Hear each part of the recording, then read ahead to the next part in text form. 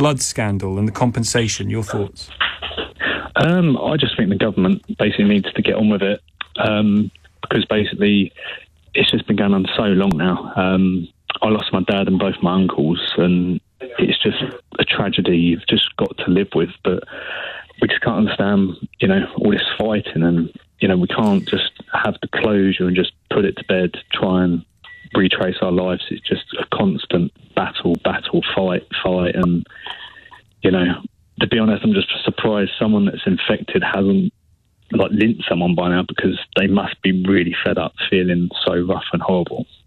Do you, when did you know that your dad had been infected? I actually found out when I was 16. Right.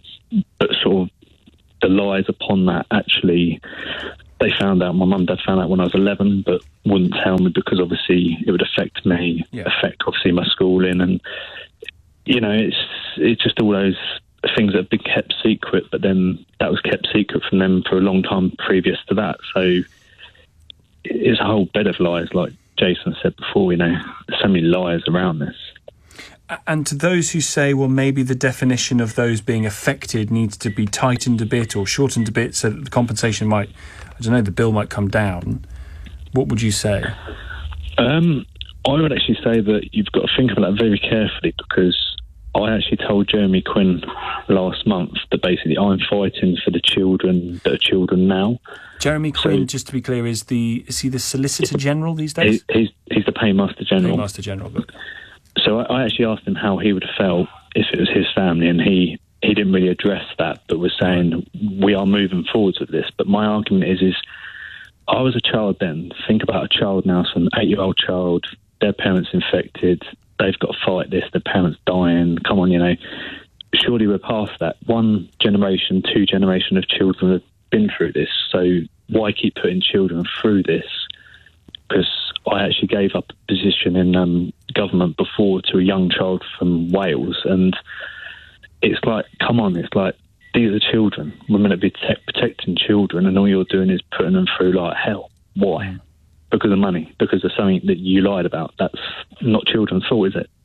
And I guess, in a sense, you don't care where the money comes from, right? So whether it's a mix of government and compensation from the private companies involved in this, you don't care? I do. I actually think that it should become from, obviously, the companies. They did this. They knew what they was doing. So, yeah, I think they should pay.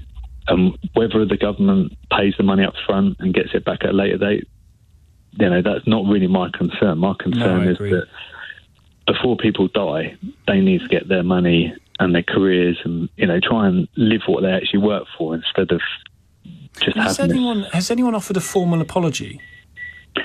There's been a few sort of hit and miss apologies, in my opinion, but I honestly think that everyone should go to, basically go to Parliament, sit there and, not a line-up session, but everyone should have a good old, 30-minute session. Let's talk.